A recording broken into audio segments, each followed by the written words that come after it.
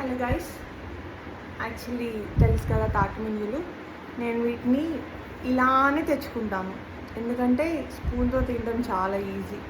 అక్కడ వాళ్ళకి time waste అవుతుంది, ప్లస్ వాళ్ళకి తీసి ఆ ఎండలో కూర్చొని అంతంత సీపు తీసి వలిచి ఇవ్వడం వాళ్ళకి కూడా కొంచెం బడ్డన్గా ఉంటుంది. ఇలా తెచ్చుకుంటే ఎంత ఈజీ తెలుసా, లోపల ఉన్న వాటర్ కూడా పోదు. కట్ చేయడం వల్ల కొంచెం వాటర్ ముంజల్లో వచ్చే వాటర్ లీక్ అవుతుంది కదా, అది కూడా పోదు. సో దాన్ని కూడా సేవ్ చేసుకోవడానికి నేను తెచ్చుకుంటాను అనమాట. ఎవ్రీ టైం నేను ఇలానే తెచ్చుకుంటాను. 100కి వాళ్ళు ఇక్కడ 12 ఇస్తున్నారు, సో 4 వస్తాయి ఇలాగా.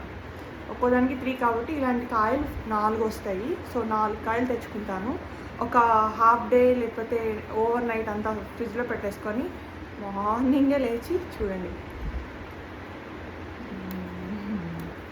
చల్లగా ముంజలు తింటుంటే వాటర్ చూసారా, వాటర్ కూడా తాగేస్తున్నా పోకుండా.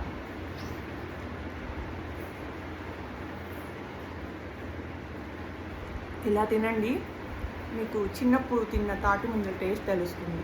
థ్యాంక్స్.